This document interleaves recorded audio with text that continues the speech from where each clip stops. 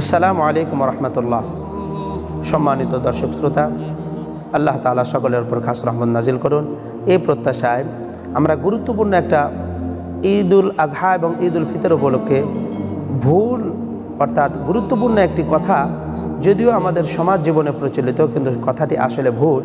এই ভুলের ব্যাপারে আমরা আলোকপাত করছি, যেন এই ভুল থেকে শুদ্ধতার পথে আল্লাহ তাআলা আসার তৌফিক দান করেন। তা হলো ঈদুল ফিতর এবং ঈদুল আজহাতে আমাদের গ্রাম কি শহর কি প্রতিটি অঞ্চলে এখন গুরুত্বের সাথে বিষয়টা লক্ষ্য করা যাচ্ছে। তা হলো ঈদকে সামনে রেখে, বিশেষ করে ঈদের যখন চাঁদ ওঠে ওই বলেন, কোনো ঈদের সুন্নত বা মুস্তাহাব আমলের মধ্যে এই কথা বলা নাই যে ঈদ মুবারক বলতে হবে।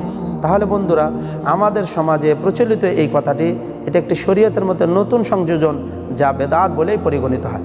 এই জন্য শরীয়তের বিধান হলো কোনো মুমিন একজন আরেকজনের সাথে মোলাকাত হওয়া মাত্র আসসালামু আলাইকুম রহমতুল্লাহ বলবে, কারণ সালাম দিয়ে কথা শুরু করবে। হাদিসে পাকের মধ্যে রয়েছে আসসালামু ক্বাবলা আল কালাম, কথার পূর্বে, কালামের পূর্বেই সালাম দাও, আল্লাহর নাম নিয়ে তারপরে কথা শুরু করো। কিন্তু আমরা সারা বছর এই আমলটি চালু থাকলেও ঈদুল ফিতর অথবা ঈদুল আজহাতে ঈদের চাঁদ উঠে গেলেই অথবা ঈদের কোনো সুসংবাদ আমাদের কানে আসা মাত্রই ওই সময় থেকে নিয়ে ঈদের আনন্দ যে কয়দিন রয়েছে, দেখা হলো ঈদ মুবারক বলা, ফেসবুক, ইউটিউব, টুইটারে লেখার মধ্যেও ঈদ মুবারক বলা, কথায় কথায় ঈদ মুবারক বলা, শরীয়তে এর কোনো ভিত্তি খুঁজে পাওয়া যায় না। সর্বোচ্চ ফতুয়ায়ে দারুল উলুম দেওবন্দ, এই ফতুয়ার কিতাবে রয়েছে তাকাব্বালুল্লাহু মিন্না ওয়া মিনকুম, এতটুকু বলা যায়, অর্থাৎ ঈদকে আল্লাহ তাআলা তোমার আমার জন্য বরকতময় করুন, রহমতময় করুন, দোয়া হতে পারে। কিন্তু ঈদ মুবারক, ঈদ মুবারক অর্থাৎ ঈদ তোমার মুবারক হয়েছে, এটা সে কী করে জানলো?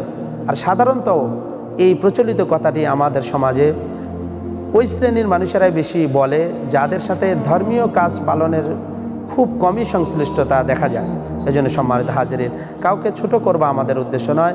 আমাদের উদ্দেশ্য হলো শরীয়তে যে আমলটি প্রচার নেই, ওই আমলকে শরীয়তের আমল মনে করে ঈদ মুবারক কথাটির এত ব্যাপক প্রচলনের দরকার নাই। বরং ঈদ আপনার জীবনে কল্যাণ বয়ে আনুক, ঈদ আপনার জীবনে রহমত বয়ে আনুক, এতটুকু দোয়া হতে পারে। আশা করি এতক্ষণ পর্যন্ত বোঝাবার জন্য যেই কথাটি আপনাদের সামনে বারবার উপস্থাপন করেছি, কথাটি আমরা বুঝতে পেরেছি। এই সমস্ত গর্হিত কথা কাছ থেকে আমরা বেঁচে চলার চেষ্টা করব।